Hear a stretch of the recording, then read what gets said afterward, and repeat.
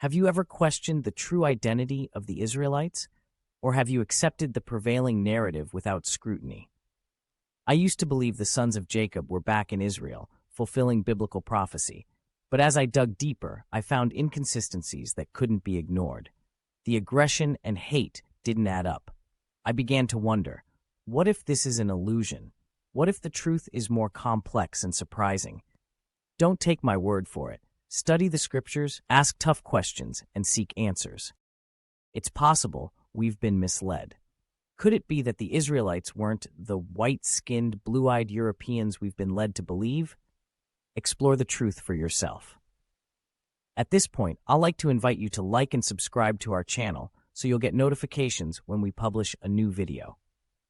In this video, we'll explore biblical evidence and challenge the status quo. We'll examine the Bible's description of the Israelites and uncover the truth about their appearance. It's shocking how much the Bible has to say on the topic. Yet the subject is never discussed in church. Join me on this journey of discovery, and let's uncover the secrets that have been hidden in plain sight. For centuries, our understanding of history has been distorted, hiding the true identity of the ancient Egyptians and Israelites. What we do know is that the biblical Israelites were physically indistinguishable from Egyptians. This probably played a huge factor in their frequent decisions to flee to Egypt at the first sign of trouble. From Abraham, Isaac, Jacob, to Joseph with his wife and son Jesus, all fled via this route at different times. The racial identity of the ancient Egyptians is therefore the first key to identifying the identity of the 10 lost tribes of Israel. So let's begin with Egypt. In Genesis 10:6, the Bible mentions Mizraim as the ancestor of the Egyptians. Mizraim is derived from the Hebrew word mizr, meaning dark or black. This etymological connection suggests an early association of Egyptians with dark or black skin. Ancient Egypt was located in northeast Africa, a region inhabited by indigenous black populations. The Nile River, the lifeblood of Egypt, flows from the heart of Africa, further solidifying the connection to the continent's black peoples. Hieroglyphs and artifacts frequently depict Egyptians with dark skin tones, full lips, and afro-textured hair. The most iconic example is the bust of Pharaoh Tutankhamun, which shows distinctly black African features. Egyptian culture shares many similarities with other black African cultures, such as spiritual practices like ancestor worship, social structures, and artistic expressions like symbolism. Greek historians like Herodotus and Strabo described Egyptians as dark-skinned and woolly-haired. These accounts support the notion of a black Egyptian population. While it's essential to acknowledge the complexity and diversity of ancient Egyptian society, the cumulative evidence supports the argument that the ancient Egyptians were, indeed, a black African people. This runs contrary to modern-day Egypt, which is significantly populated by light-skinned people. A study of history, however, indicates that this demographic change began with the Greco-Roman invasion and settlement in North Africa. Having established that ancient Egyptians were a black people, let's now examine the biblical accounts of the Israelites' appearance. 1. Moses, Exodus 2:10. And the child grew, and she brought him unto Pharaoh's daughter, and he became her son.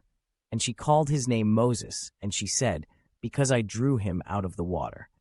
The story of Moses is one we are without doubt very familiar with. Pharaoh had decreed that the children of the Hebrews should be killed at birth as a means of population control.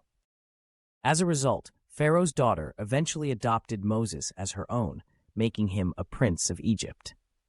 Now, imagine for a moment a white boy appearing before a black Egyptian pharaoh, claiming to be his grandson.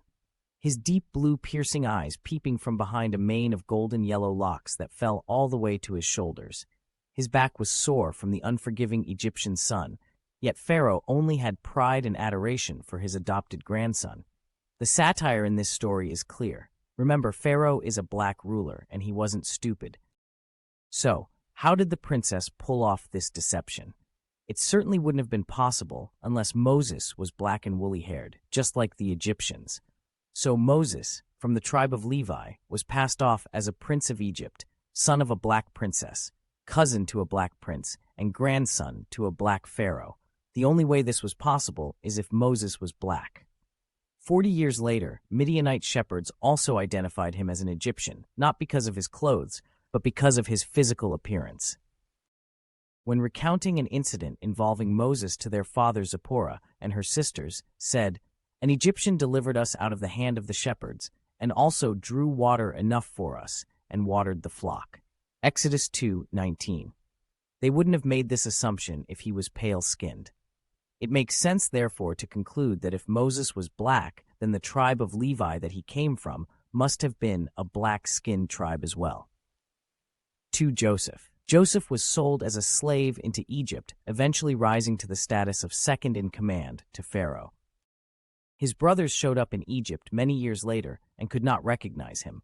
They only saw him as a high-ranking Egyptian and not as a foreigner. This indicates that he too was Negroid and indistinguishable from an Egyptian. And to further confirm this, he married a black Egyptian princess with whom he fathered 2 sons, Ephraim and Manasseh. Obviously, these 2 boys weren't Caucasians, but dark-skinned, woolly-haired boys like their parents. Number 3. Judah.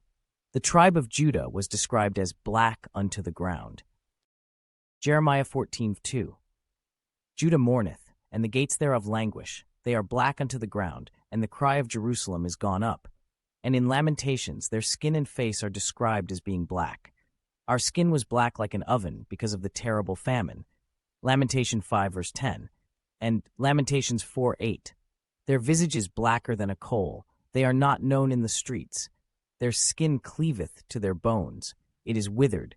It is become like a stick. According to these passages, Judah is described as being black-skinned. 4. Other tribes. Given that Judah, Levi, and Joseph shared the same father and were also dark-skinned, it can be inferred that their siblings, who shared the same mothers, were likely also dark-skinned. This would include Reuben, Simeon, Issachar, Zebulun, and Benjamin. This conclusion is further supported by the fact that the prophet Jeremiah and apostle Paul, both of whom were from the tribe of Benjamin, were also dark-skinned. Jeremiah did claim to be black. Jeremiah 8:21. For the hurt of the daughter of my people am I hurt, I am black, astonishment hath taken hold on me. And Paul was confused with an Egyptian. Acts 21:37-38. And as Paul was to be led into the castle, he said unto the chief captain, May I speak unto thee? Who said, Canst thou speak Greek? Art not thou that Egyptian, which before these days madest an uproar, and leddest out into the wilderness 4,000 men that were murderers? In Acts 21, we see Paul mistaken for an Egyptian, just like Moses and Joseph before him. The captain's surprise that a dark-skinned Egyptian spoke Greek reveals a fascinating insight. If Paul looked Greek, his language skills wouldn't have raised an eyebrow. This echoes the story of Jacob, whose son's skin tones can be traced back to their father. If Jacob was dark-skinned, it's logical to conclude that his sons Dan, Naphtali, Gad, and Asher were too.